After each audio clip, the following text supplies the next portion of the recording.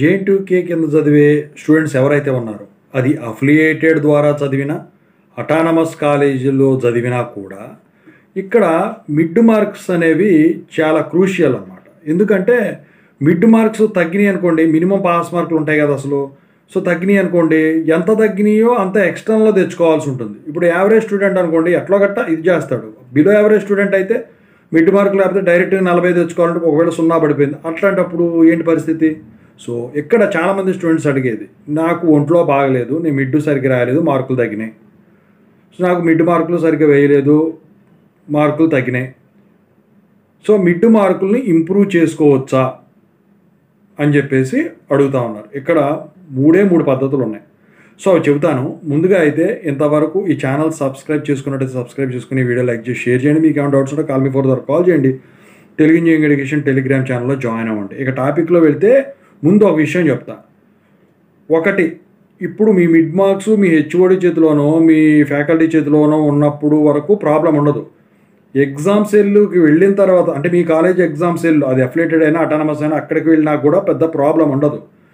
ఒక్కసారి వాటి మీద సంతకాలు సిగ్నేచర్స్ అయిపోయి కనుక యూనివర్సిటీకి కనుక రీచ్ అయినట్టయితే ఒక్క కేసులోనే మార్చడం కుదురుతుంది తప్ప మిగతా ఏ కేసులో కూడా మీ మిడ్ మార్క్స్ మీరు సప్లీ రాసినా ఏది రాసినా ఒక్కసారి ఎంటర్ అయిన మిడ్ మార్కులు మార్చడం అనేది కష్టం. అయితే ఇక 3 ప్రాసెస్లు ఉంటాయని చెప్పాను కదా. ఫస్ట్ది ఏంటంటే మీ ఫ్యాకల్టీ వచ్చేసరికి మిడ్ మార్కులు వేస్తారు, అవి డిస్క్రిప్టివ్కి. ఆన్లైన్ ఉందనుకోండి, ఆన్లైన్ మార్కులు అయితే మీరు మార్చడానికి ఉండదు, కానీ డిస్క్రిప్టివ్ మార్కుల్లో తగ్గినట్టయితే మీరు మీ ఫ్యాకల్టీని మీ హెచ్ఓడిని ఏదో ఒకటి రకంగా కన్విన్స్ చేసి మార్కులు వేయించుకోవడం పద్ధతి. మినిమం పాస్ మార్కులు వేయించుకోండి ఖచ్చితంగా. ఇక రెండో పద్ధతి వచ్చేసరికి ఏంటంటే ఎగ్జామ్ సెల్కి రీచ్ అయిన తర్వాత ఎగ్జామ్ సెల్ వాళ్ళతో మీ హెచ్ఓడి గారితో మీకు మంచి రిలేషన్ కనుక ఉన్నట్టయితే ఆయనతో చెప్పించి ఏదో ఒకటి చెప్పి మినిమం పాస్ మార్కులైనా వేయించుకోండి. ఇది మిడ్ మార్కులు ఎవరు కూడా హామీ ఇవ్వరండి. అడ్మిషన్స్ టైంలో కూడా ఎవరో మార్కులు హామీ ఇవ్వరు. సో జనరల్గా అయితే మిడ్ మార్కులు వేయకుండా ఎవరో ఉండరు. ఒంట్లో బాగా మానేస్తేనో మీరు సరిగ్గా రాయిపోతేనే తప్ప. సో డిస్క్రిప్టివ్లో తెచ్చుకోతే ఆన్లైన్లో కలిపి ఎంత కాదన్నా పాస్ మార్కులు వస్తాయి. సో ఈ 2 పద్ధతులు అయిపోయినాయి కదా. 3వ పద్ధతి ఉంది చూసారు, ఇక్కడ నుంచి వెళ్ళిపోయినాయి.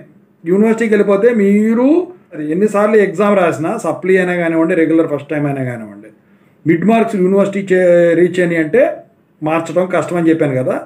ఒక కేసులో మార్చడం కుదురుతుంది. అది ఎప్పుడు మీ నెంబర్ ఆఫ్ ఛాన్సెస్ అయిపోతాయి. నెంబర్ ఆఫ్ ఛాన్సెస్ అయిపోయిన తర్వాత కాలేజీలో అఫిలియేటెడ్ అయినా అటానమస్లో మీరు ఎగ్జామ్స్ రాయరు, ఈ యూనివర్సిటీకి రాయాల్సి ఉంటుంది, స్పెషల్ సప్లై ఎగ్జామ్స్. అప్పుడు మీరు కనుక రిక్వెస్ట్ పెట్టుకున్నట్టయితే, ఎక్కువ మంది కనుక ఉన్నట్టయితే వాళ్ళు కంప్యూటర్ బేస్డ్ టెస్ట్ అంటే CBT ఎగ్జామ్స్ అనేవి కండక్ట్ చేసేదానికి ఆస్కారం ఉంటుంది. సో ఆ ఒక్క కేసులోనే మీరు ఒక్కసారి యూనివర్సిటీకి కనుక రీచ్ అయిన మిడ్ మార్కులు మార్చడం అయితే కుదురుతుంది తప్ప మిగతా ఏ సందర్భాల్లో కూడా యూనివర్సిటీ రీచ్ అయిన మిడ్ మార్క్స్ని మార్చడం కుదరదు. అయితే ఇక్కడ మిడ్ మార్క్స్ ఇంప్రూవ్ చేసుకోవచ్చా అంటే, పాస్ అయిన వాళ్ళు ఉంటారు, మిడ్ మార్క్స్ ఇంప్రూవ్ చేసుకోవచ్చా అంటే ఈ CBT ఎగ్జామ్ అనేది మిడ్ మార్క్స్ ఇంప్రూవ్ చేసుకోవచ్చు వాళ్ళు కండక్ట్ చేస్తే.